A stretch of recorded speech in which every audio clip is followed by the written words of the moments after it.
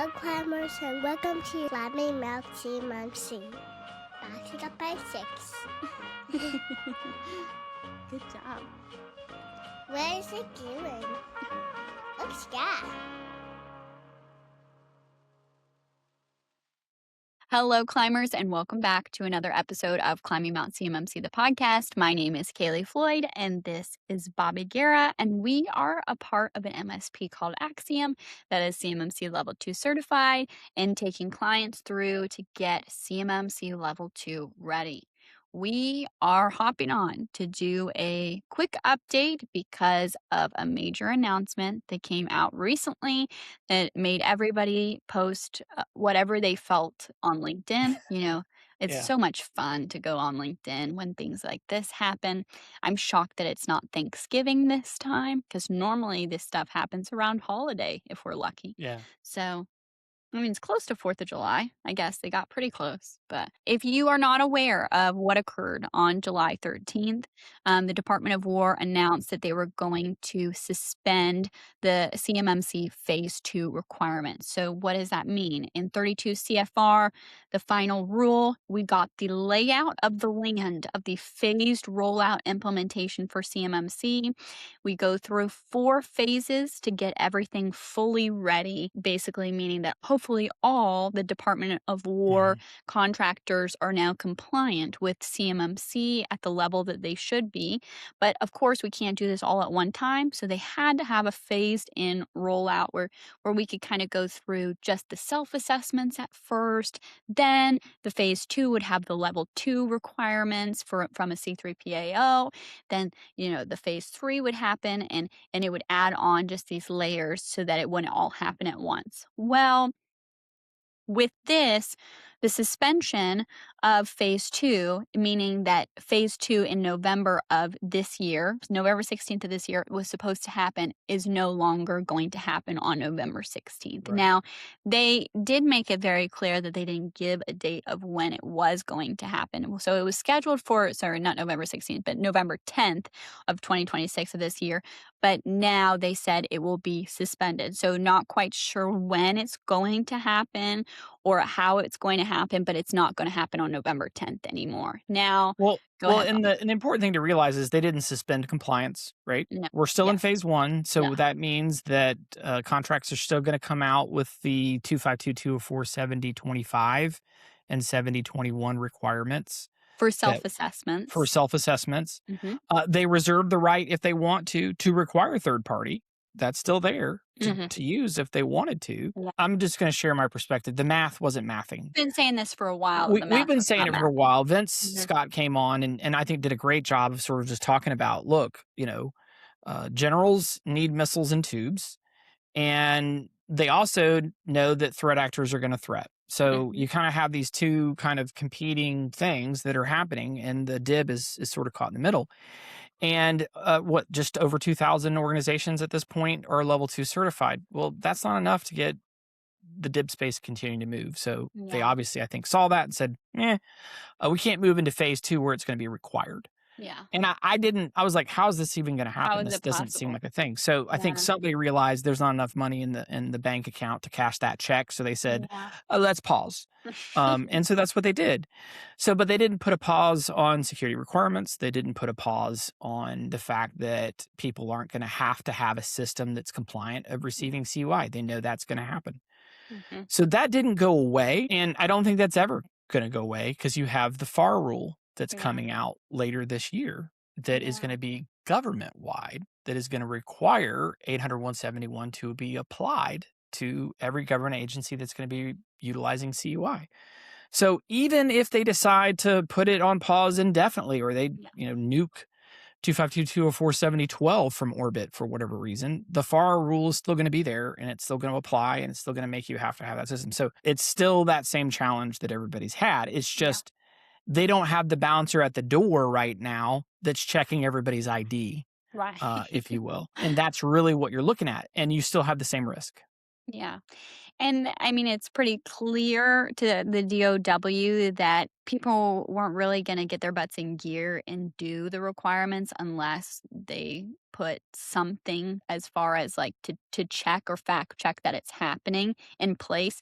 So there's definitely going to be something like that put in place. I feel like they're so sick of it of Yeah. their data getting leaked to things that they shouldn't. So something's going to happen. The question is just what exactly. Now, as far as the timeline now, there is a time that we have heard of, which is that there is going to be the CMMC task force that is going to be looking very strategically on CMMC requirements, and I think more specifically the assessments and how we assess these Yeah. information systems for the next 60 days. So after that, we hopefully will hear what they're going to do moving forward. I would be pretty shocked if they had a whole new assessment process within 60 days.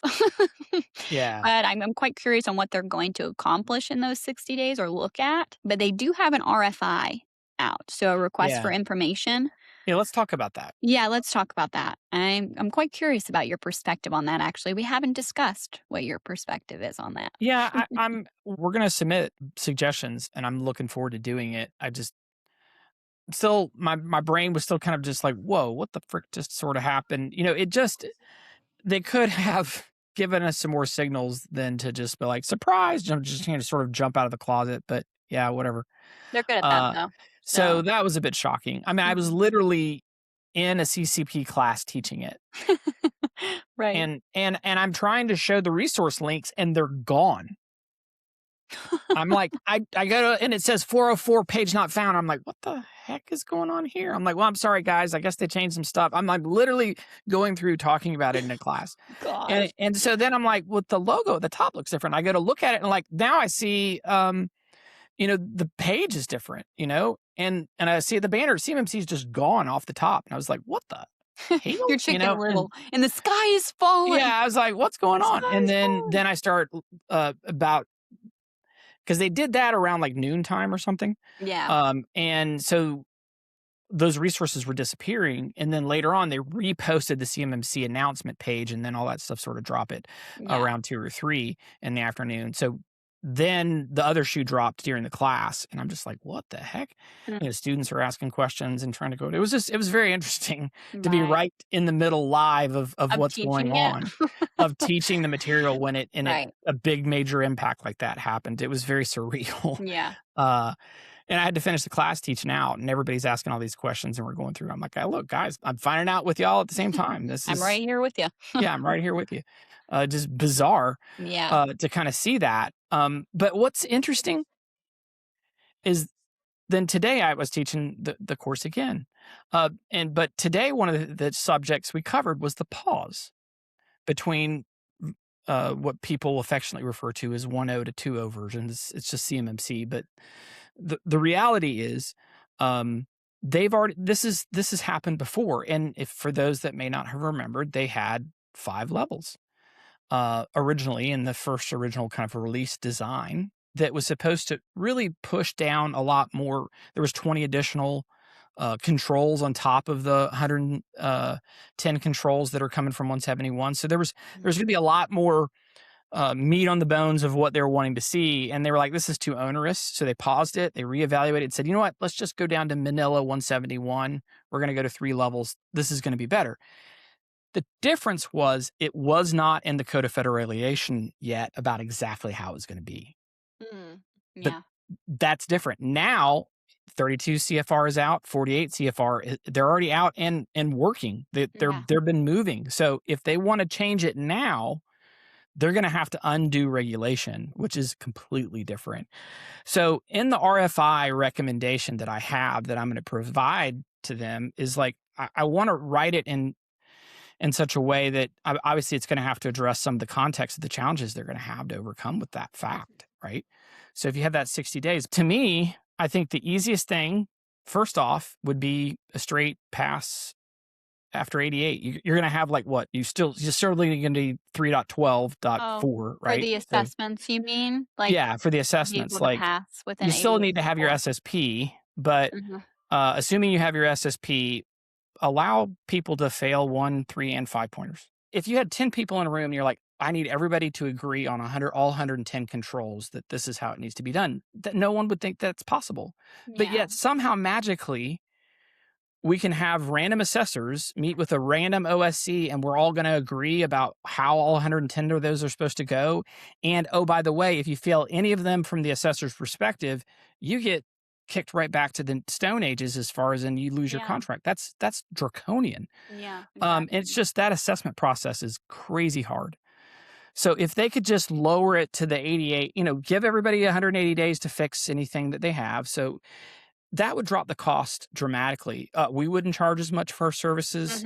It wouldn't be as hard for us to implement because trying to come into anything with perfection at that large a scale is immensely hard. Yes. You had to think, and people might try to understand this from like the outside looking in from like a company like us, and they're like, well, just lower your costs now if you want small businesses to pass. It's like, you have to understand, we have to hire the people in those positions that can get those clients ready in a perfect, sense for these assessments. They cost more money. We have to pay for these people that are expensive. And how are we going to pay for it, But that's different if we can like relax some and breathe and actually be able to get through an assessment, even if it is like a type of assessment that's not, we have to be perfect, but rather we can fix some mistakes because we're willing to do that. We Grace. want to do Give that. some grace. Give us some grace, which is, we have like 3 episodes of the podcast already about how there should be more grace in CMMC. And I really hope that they'll listen to some of these perspectives of it, But if they could bake in that, I think that would be huge. from our perspective, that would drop our costs to our clients. That would make an impact. And here's the next thing I think that they should do that would make a massive impact on the implementation costs. And some people are going to flame me about this, but drop the FedRAMP requirements. All right. You're not a 20X fan, whatever. Like, okay, sure. The DoD is going to have to accept some risk if you allow CUI to be stored in basically any cloud platform. Does the DoD want to allow that? If they did, think about how much easier. Oh my gosh. Implementations would be. Like you could use the commercial version of 365. Licensing costs is insane. Now Microsoft would hate that, right? They're like, wait, everybody's gonna freaking not use our GCC and GCCI. And we're like, oh well. But I mean, how many times do clients come to us and we're like, look, we're gonna have to move you from commercial this and move you to the government version of that. If they did away with that, and they were willing to accept that risk. I mean, I know some people are like, that's insane, Bobby, don't do that. I agree. Like it should be in place, but I don't think the organization as a whole, FedRAMP, as well as the ecosystem, is really prepared to handle like what's been thrown at them at the timeframes they're trying to do. So if we tried to handle it a little bit more realistically and allowed people to store those types of things, or at least just come up with a list, maybe not FedRAMP, of approved vendors that you could store CUI. Exactly. So, okay, great. So we won't allow, China to stand up a fictitious company and try and see how many dummies they'll go ahead and sign up to put their cloud data there. Okay, I get that. But you could have a list of maybe, some type of vetted process or just that you're going to have. And that would just be hugely helpful for organizations. Okay, so they could still use the commercial version of the products to be able to store that CUI. Yeah. Bing. I mean, wow. We wouldn't, so many conversion costs, upfront charges, tenant bill processes, man, things would be substantially cheaper for clients. That would drive the cost down. Astronomically for them. But DoD'd have to accept that risk. Do they want to do that? Traditionally, they were like, not no, but heck no. They do not want to do that. Yeah. And the last one for me would be FIPS. Nuke FIPS from orbit. Just FIPS compliant would be good enough. If they got rid of FIPS, think of all the tools and solutions that we could use to help make the clients' lives much easier. So many tools are just, they don't have FIPS compliant capabilities. And it's just like vendors and solutions, we can't use them. And just the way that CMMC works in general, a lot of people don't think about this, but this is honest to God truth. It is like getting into a fight with one hand behind your back using toothpicks, and you're figuring out how to get it done because they take everything away from you because of the compliance requirements, because the industry is not caught up. The industry is not ready for it. It sounds good in theory. In theory, but if everybody was caught up, but they're not. And this is the opportunity to, again, slow roll it in that sense, because I know we talked about this in our interview with Matt Travis from the Cyber AV, but everybody keeps talking about the bottleneck being CCAs. I even was reading, in the CIO's memo and stuff like that, just the thought that it's the assessment cost and that's it. Sure, the assessment costs a good amount of money, a good chunk of money, but hello, can we be the first to say that we cost a lot of money? We are the ones, the implementers, that have to do this, but there's a reason why we cost a lot of money. It's because it's really freaking hard to do this at scale. And we have to have, how you're saying, the government version of all these applications. It costs more. The licensing costs more. We have to do all this stuff differently. And if we didn't have to do as much of that, it wouldn't cost as much, and then they could get through it. We don't want to charge this amount. We want to be fair to small businesses when we can, but it's just how tough the assessments are to pass at a perfect scale. We have to do what we got to do to let the client pass. I guess, we could try to say let's see what happens and go with the flow a little bit, but that's a risk for that $50,000, $40,000 assessment that our client is paying for, and we're up on the chopping block, And so it's crazy that they're still talking about just the assessment cost, but hey, we're very much aware that we cost a lot of money, the implementers cost a lot of money. So please hear what we're saying as implementers of what is tough. And if we can drive our costs down, that can greatly benefit small businesses, and we can come in and help those people and lower the cost of it, And I think that's what they've got to do, but I hope that they listen to us, but I don't know. We'll see. Well, and everybody's all 171's too hard. Those things are different. No, it's the things that I just listed that are so stupidly hard. If you took those off the table, dude, we could be crushing it so much easier. And supporting clients and driving the cost down massively. Sure, is change control for a 10-person company kind of stupid and hard to do for them, because they're wait a minute, there's only 10 of us. There's only one. I'm the owner. The rest of these people are doing how are we doing change management? I mean, I get it. 171 doesn't, for these really small companies, doesn't really scale as well. But you can get through those. Those aren't that bad if you have implementers or people that know what they're doing, how to do it. Just make the solutions and tools much easier for people to just meet it where they're at. If they could just meet it where they're at, that's where you're going. But that's not what they can do. They've got to reorg and rechange and just redesign so much to try to meet the controls where they're at. If you're just hey, we're going to have you just apply 171 where you're at, now it's going to be a lot easier in cost to do. It's just, so that's kind of what I'm going to be trying to push on the RFI, is just let's just have some sanity, and I think the last recommendation I would have is, don't do away with third-party assessments. I think they still need to happen. I think they're the savior of compliance around it, but just make it reasonable. Like I said, the 88 would make them so much easier to pass. That would drive the cost of the assessments down. There's a lot of things that are driving this cost. And if you don't have to be perfect, and things are, everything just goes down dramatically for those.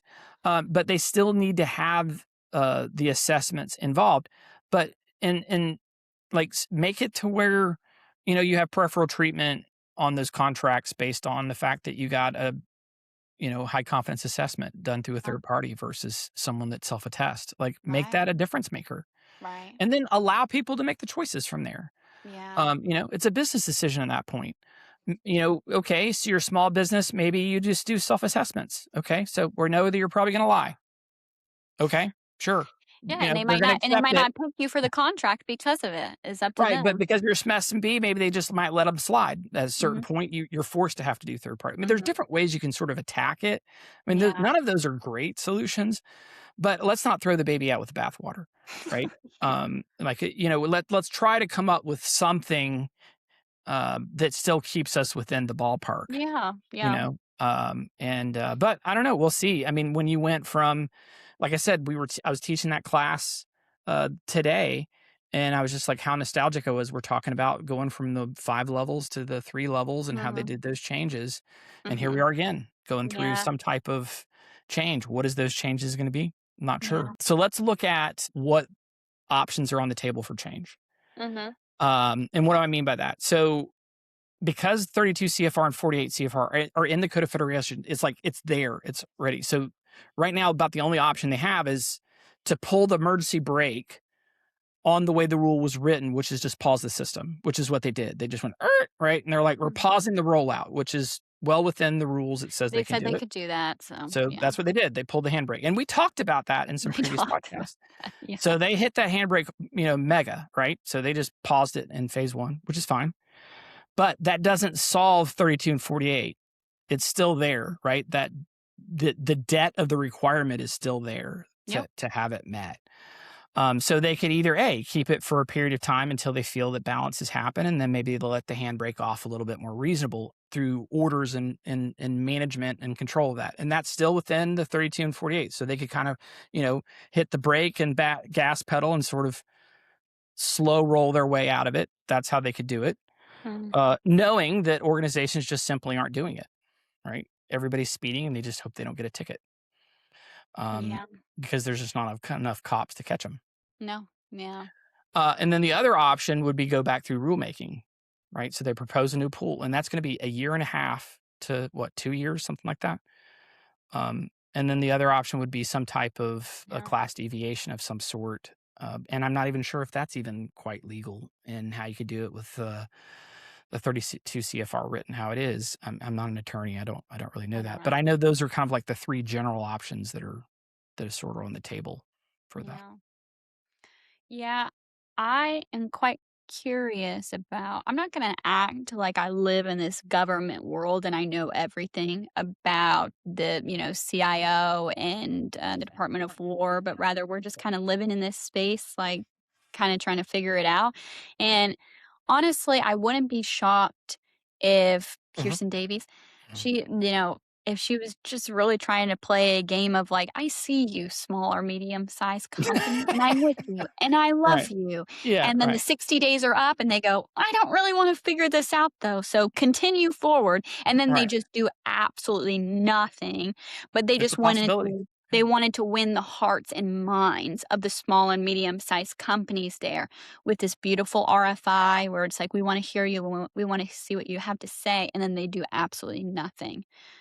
I mean, I wouldn't be shocked too if that happened because I've seen scenarios where that has occurred, where they kind of gave a nice little middle finger to what we had to say and just continued forward, you know? And so I I wouldn't be that shocked if that did occur, so I do think that that's kind of important to mention, especially if you're somebody that's, like, getting your clients ready for an assessment or about to take one. It's like, you also don't know if they're about to go and look at this for only 60 days and realize, "This is kinda a lot of can of worms. I think we're just gonna keep it where it is and just let it ride," because it is a lot to unpack, like what you said, 32 CFR, fully out, 48 CFR, fully out. It describes in detail the whole phase rollout, what things are like, you would have to backtrack all of that.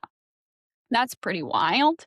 So I would not be shocked if she came in and was like, Kirsten's like, "I'm with you, small business," and then goes, "But not that much with you," and then just dips And right eats out. out. Yeah. So, I don't know. I mean, I'm quite curious on what is going to occur after the task force takes Yeah, on I think they're CMMC. gonna look at the RFIs. I think they're gonna look at some stuff, and I think they're gonna figure out how they're gonna make some changes. It may be rearranging the chairs on the boat, but it's still heading the same direction, or they could make some minor course corrections as well as rearrange the deck chairs. Like, I don't know how they're going to do it. No one really quite does. I've talked with several people and friends that I know that were in the DoD. They had no idea this was even coming. So it seems like Ms. Davies and the DefSec had some plans, and not everybody necessarily knew all of those plans that were going on. And so I think a lot of people were surprised at how this went. And I think you might be right, Kaleigh. There might be a nothing burger through some of this process. They wanted to say that they did their due diligence and review of that process. Yeah.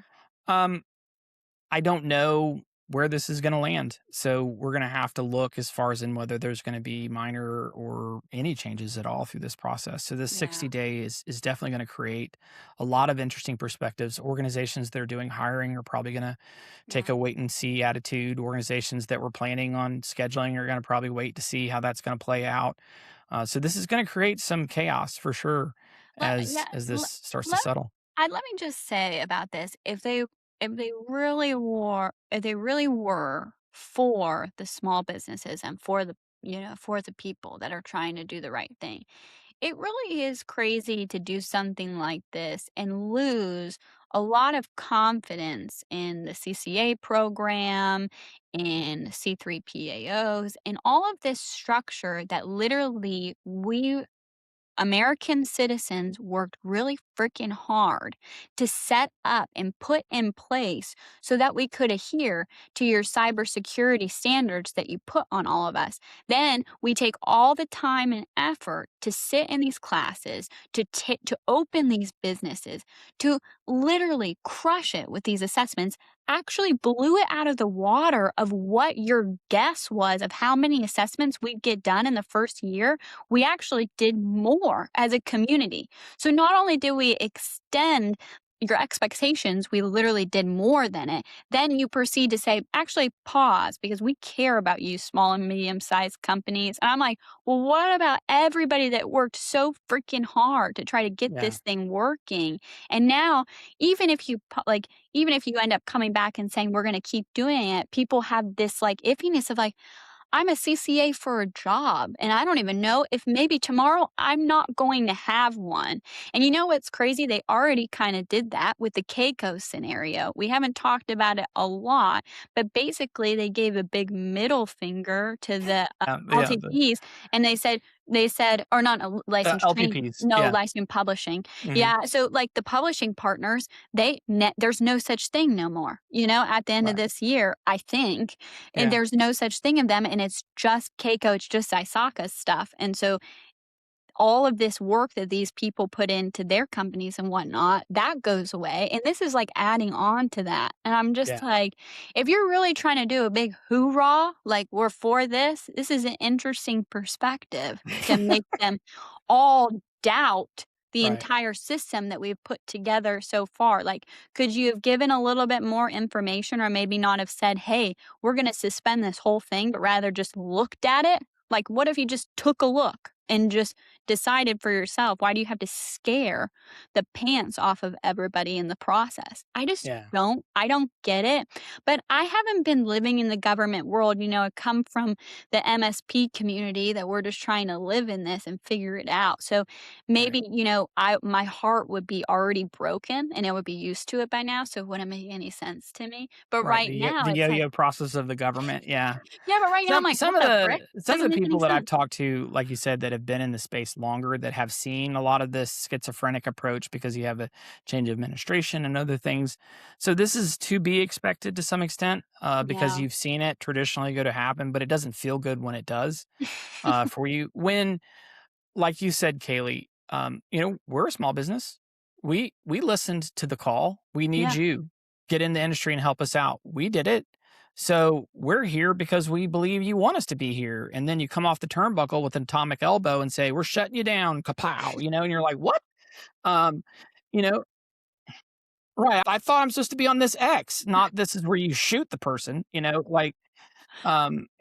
so it's really interesting, mixed emotions and feelings through that perspective. But I feel like as you've been in the government longer and longer, you're going to have to expect to pivot to some extent because of the schizophrenic nature of how they operate. Yeah. But the challenges are still challenges. The threats are still threats. Yep. That's not going away. And so they're going to need these types of things to some capacity, regardless of what's done. Right. And so my hope and prayer is that, cooler and smarter minds prevail, because to some extent of what you're talking about, there are plenty of organizations that have financial requirements that they've lined up to meet the things that the government said they were going to do. And if they just torpedo and derail and dismantle those, what does that open up from a legality perspective of the responsibilities that they've said they were going to allow to have happen, and they just shut it down? Those organizations just go out of business, and their capabilities are going to change, and what they have. If they shut down C3PO process entirely, what happens to all the C3POs and all the money and the ISO costs and the things that they did? They're going to just say, "Oh, you got us, way to go." Like, some people are going to be unhappy about that and probably expect some type of compensation around the due diligence and trust that they put in the government of what they're trying to do. Yeah. And so I hope and pray that it doesn't go that direction for a lot of those people, and that they just try to find a more happier medium ground. But we're going to have to wait to see how, in that 60 days, how that's going to play out. Yeah. And so, because of this, we're going to cancel the podcast entirely. We just gave up. Nope. Just kidding. No, I think we're going to be on it, honestly, more than we ever have, because we'll see just what is occurring. We'll be honest on what we're hearing in the space and the ecosystem and what's occurring, because I know it's going to be a weird time for everybody. Well, I think for us as managed service providers, that, like I said, the FAR rule and the 7012 requirements for 171, organizations need to have a CUI capable system, and they're just not capable of doing it themselves. So managed service providers are going to be needed. That has not changed. That will continue to happen. Have to keep implementing, please, because we're going to be behind. They're going to need implementers. More implementers needed to say that has not changed. That's still going to happen. Axiom's still going to be around. I have no doubt of that. Some people are just doomsayers about those types of things. The sky is falling, and it is not falling. It's just the way that they're expecting and implementing may change some around it, which I understand. I think we all kind of agree that it had to change to some extent. Yeah. So this could ultimately end up being a good thing for everybody. Everybody tends to not trust the government about the choices they make. So we'll see, to reserve judgment. But the reality is that those types of activities are going to happen. I just think managed service providers are still always going to be needed. The question starts to become the ecosystem, like, third-party assessment organizations, people like the Cyber AB. Is the Cyber AB okay after they start, if they shut down all the C3PO assessments indefinitely? And that's a big way that the Cyber AB gets paid. CCPs. Yeah. And then, CCA, CCP is LTP is not going to exist anymore. Did ISACA just totally get shafted? Oh my gosh, they just got handed the keys to the kingdom. To an empty house. You're like, what? That's nuts. Yeah. So for those that are just maybe new to the game, like, ISACA got handed the certification process like earlier this year. Yeah. When was it? April? And so they're just new to the game of taking over the certification process around, the people getting CCP or CCA'd and CCIs. And if they think, we're not going to do assessments, do they kill those programs then? Like, I don't know. That's a lot of dominoes to fall. That's a lot of dominoes. I can't imagine they're going to do that. That would be crazy. Yeah. That would be crazy. Yeah. So hopefully cooler heads prevail, but we'll definitely keep you up to date on what's going on. But everybody stay calm. Everything's going to be fine. Yeah. Put your oxygen mask on. Actually, just put it up. The plane is not even falling. It was just a bit of turbulence, and you were scared about it. It's going to be okay. I'm still wearing my CMMC shirt. It's alive. And we've been saying that we'll be keeping you guys updated. So, again, please, if you're not already subscribed to our stuff and whatnot, make sure to hit the subscribe button or follow us on LinkedIn so that when we update you on there, you'll get notified. And also, too, if you want to comment any things that you want to talk about specifically, your perspectives on it, like feel free to do that. Please don't send any hateful comments to my DMs. I don't want it. You can send it to Bobby's though. It's totally fine. Just kidding. Yeah. And again, all of this, we're not claiming CMMC Jesus. We just heard the news just like all of you guys. We're not in the special know or anything like that. So we're just reviewing it just as much as you guys are. We will try our best to continue to post updates as they occur, but we will see what occurs in these next 60 days. So just remember, guys, as always, to keep on climbing. See ya.